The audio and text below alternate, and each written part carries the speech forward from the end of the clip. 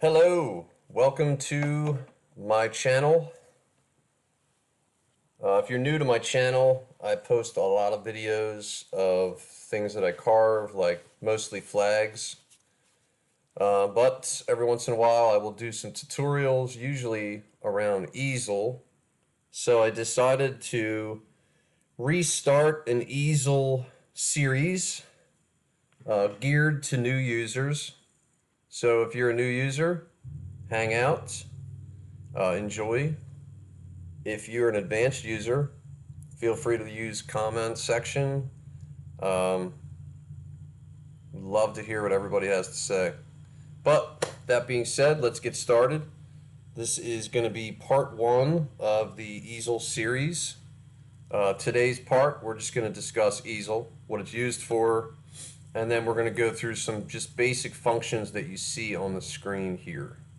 All right, so first things first, easel is a program that is used to design. It's also used to create G code, which is used for CNC machines. As of lately, it is also used for creating toolpaths for 3D models, for 3D carving for CNCs. You can also use easel to run your CNC machine. So let's get started. Once you're an easel, and you've created your account, up in the upper left corner when you start a new project, it's always going to be titled Untitled. So up here in the upper left corner, you can click that, and this is where you would change the name. So we're going to do part one of the easel series. I clearly can't spell today. It does have spell correct. As you can see, I spelled it wrong twice.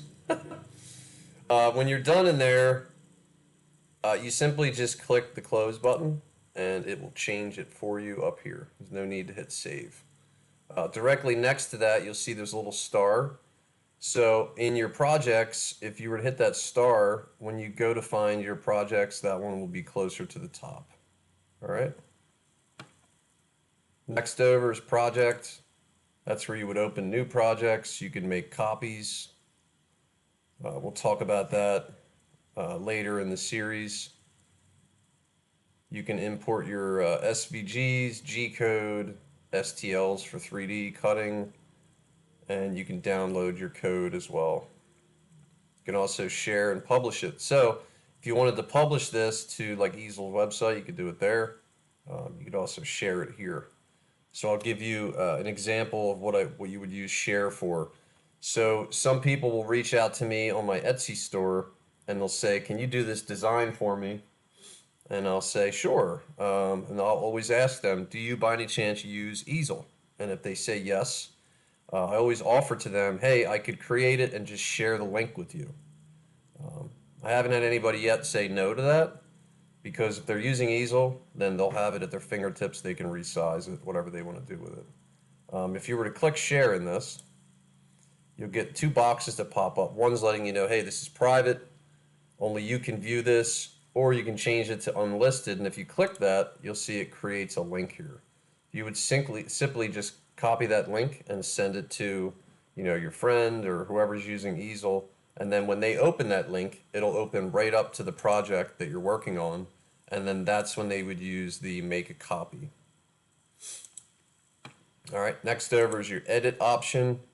As we have more things in here and we're doing things, the edit option will become larger, but there's nothing in here right now. So right now it just gives us a couple items to choose from. Machine is where if you were going to use the program to cut with your CNC, this is where you would go in and set up your settings for the machine. You can download the drivers, the processors, etc.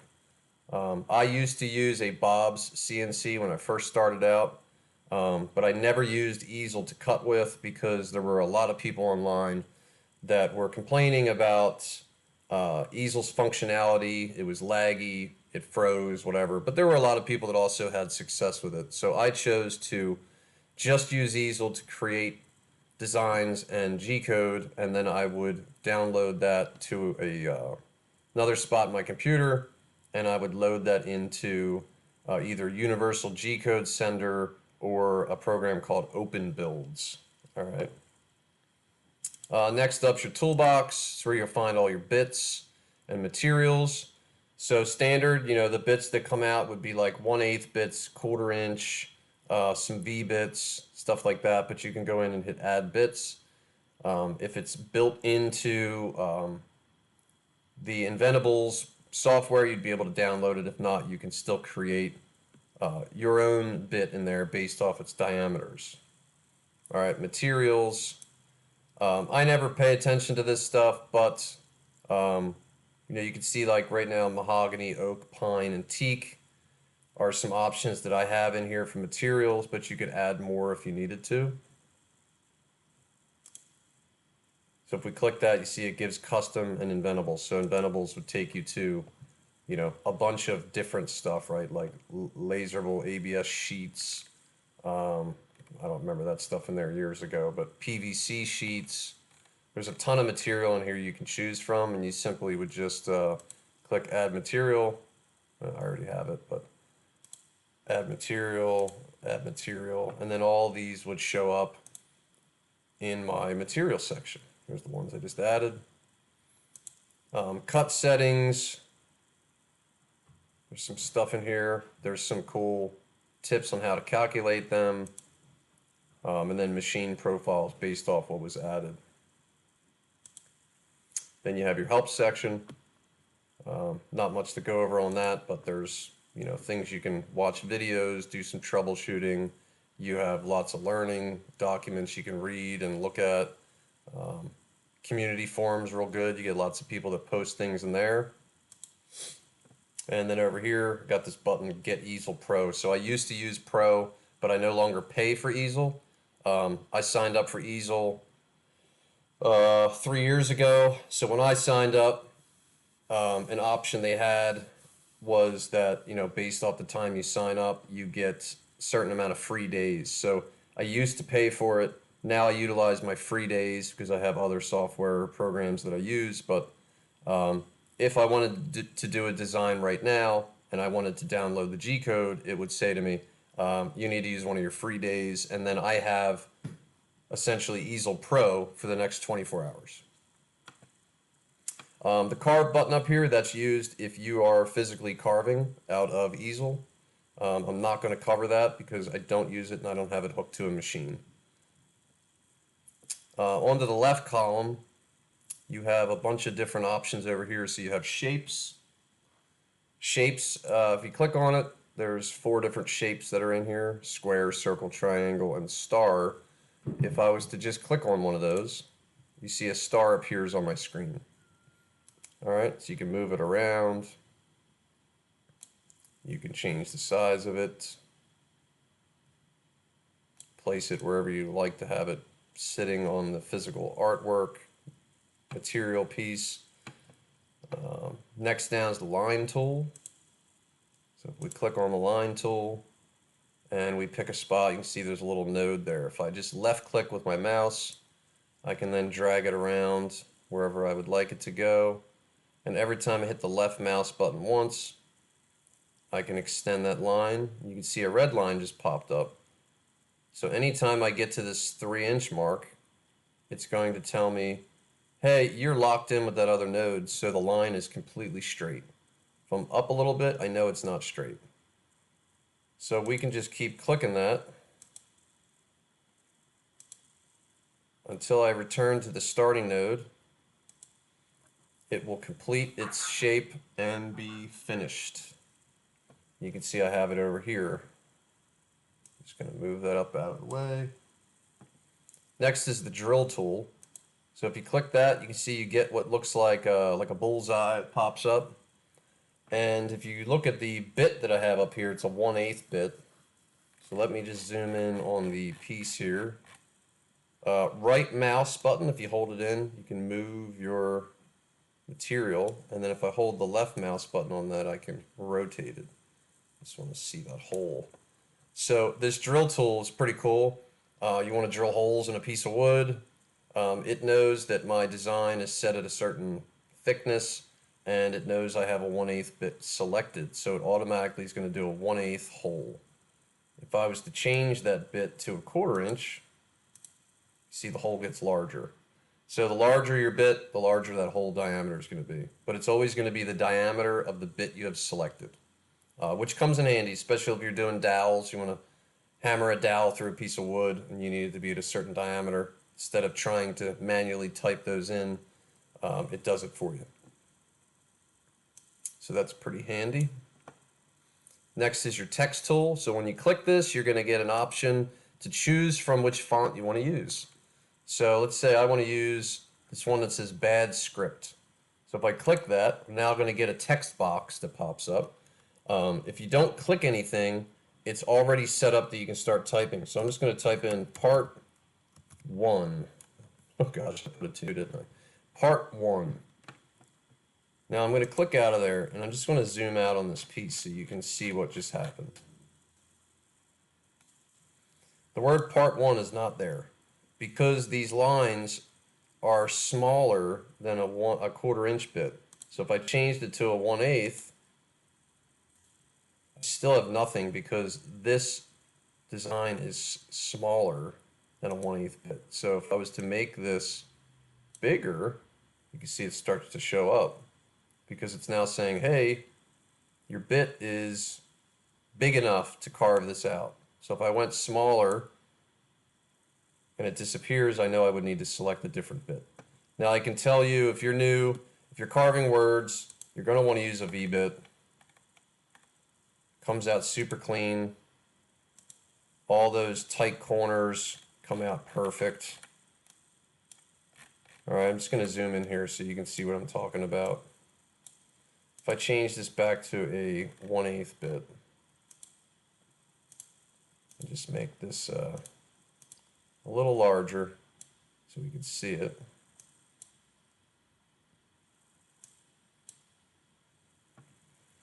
So there's a regular end mill versus a V-bit. It gets nice sharp corners. You'll be happy with it, trust me.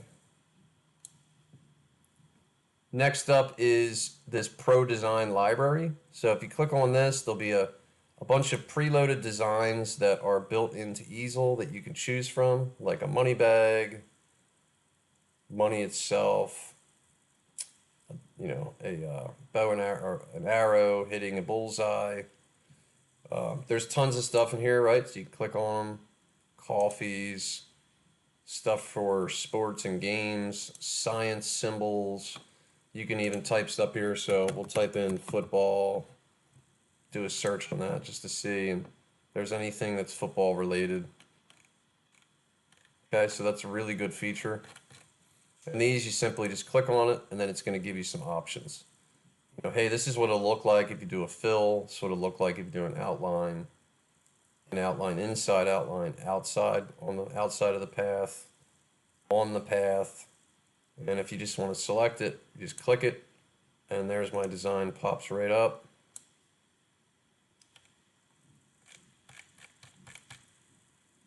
So that's a really cool feature. Next up is apps. So there's a ton of stuff that's built into Easel. You can see we're not going to cover all these. We'll get into some of these as we get further into the series, but inlay generator, box makers, maze generators. I actually used the maze generator a while ago and made a 4-level, almost like a labyrinth, that I stacked different mazes on top of each other and had the holes line up in certain spots to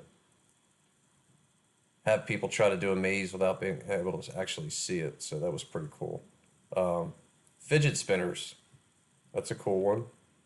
Textures, stamp makers, and this stuff's live, right? So if something new is created, Easel will just add it in there, right? Puzzle generators, bricks, Keyhole generator, I've used that one. Shape exploder, we'll talk about a lot of these things as we get into the series, but there's a lot of really cool apps that are built into this. This one's kind of cool if you're into making cabinets and stuff. This cabinet designer, you literally just click it.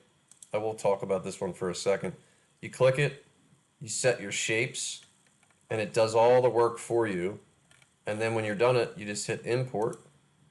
And just so you can see what shows up here, there is the entire cabinet with the holes pre-drilled for you to be able to put your shelves in.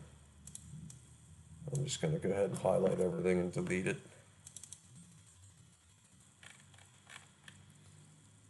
Next up is this import button. So this one is where you want to load in SVGs. You know, maybe you purchased some artwork on Etsy or got it from a friend. You'd load it in right through there. If you're trying to, again, carve out of Easel, you can load your G code into here. 3D STL models for 3D carving, DXF, artwork, or image tracing. Okay, we'll cover this stuff in another series as well. And then the last one here is importing your 3D STL files as well. We're going to go over to the right side. Before we get there, you see in the center here, you've got this bar with 2 arrows. So if you wanted to see less of your artwork, you just drag that over, then you would see more of this actual rendered version. The rendering stays in wood color. You can't change the color in it like some other programs, like Aspire, but that's what you would get here. Up here you got your material and size. So you can see here on our grid it says 8 and 12, and if you look over here it says 12 and 8, and it's set at a 1/2 inch. So if I wanted to make this 12 inches by 12 inches and 1 inch thick, let's say it's a cutting board or something, I would type that in there and then click out of it. So anywhere other than the numbers will lock it in, and then you would just click out of here, and you can see our wood piece got thicker. Another thing you have here is your choose your X, Y, and 0. So if you wanted to make it center. Alright, this is something new. This wasn't here before. So now your carving would start from the middle instead of the bottom left corner. That's a cool feature. Thanks for adding that in, Easel. You guys rock. We already talked about the bit, but your bit's over here. And you can add bits this way as well. But these are all the bits. Okay, for Pro you would use the V-bit section. At least that's how it used to be. Yes, it's still that way, Pro. And then you got your cut settings. So cut settings is where you're setting your speed that you want the CNC to cut, right? So automatic speeds here, you can see 30 inches per minute, 9 on the plunge, and a depth per pass. That means it's going to cut 0.028 inches every time it does a pass. So if you wanted to cut something down an inch, do the math. How many times does it need to go around that artwork for it to get to 1 inches?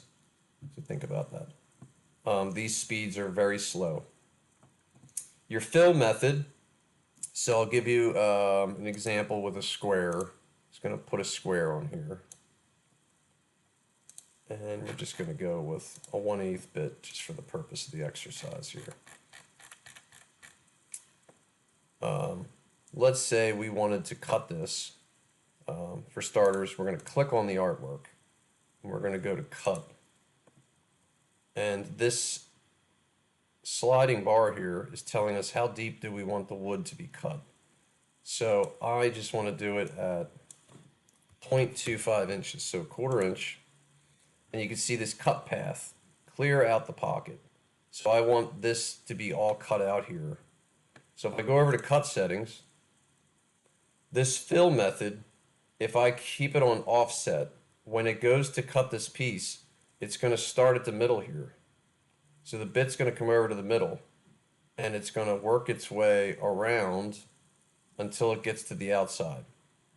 But if you don't want it to cut that way, let's say you cut it and it doesn't look quite right, you can change it.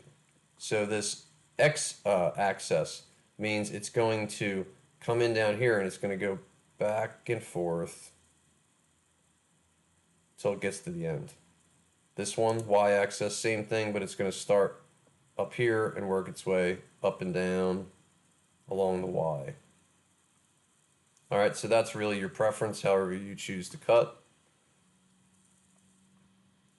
And then on your plunge, right? Do you want it to plunge straight down, or do you want it to come in at 5 degrees, come in at 20 degrees? There's different ways for you to figure that out. And you can see here, if you just hover over the question mark, Easel does a good job of telling you. Ramping determines the angle at which to ease a bit into the cut to reduce bit wear and heat buildup. Use shallow angles for harder materials and steep angles for softer materials. And that's, obviously they put it in there, it's true, but bits aren't cheap, right? I mean, I use all kinds of bits, expensive bits, cheap bits, and it really depends. If you're cutting too fast and too deep with an expensive bit, it's going to break, just like a cheap bit. So keep that in mind. I always run fairly conservative on my depth per pass, and it saves my bits for the long run. All right, and then down here you have the simulate toggle.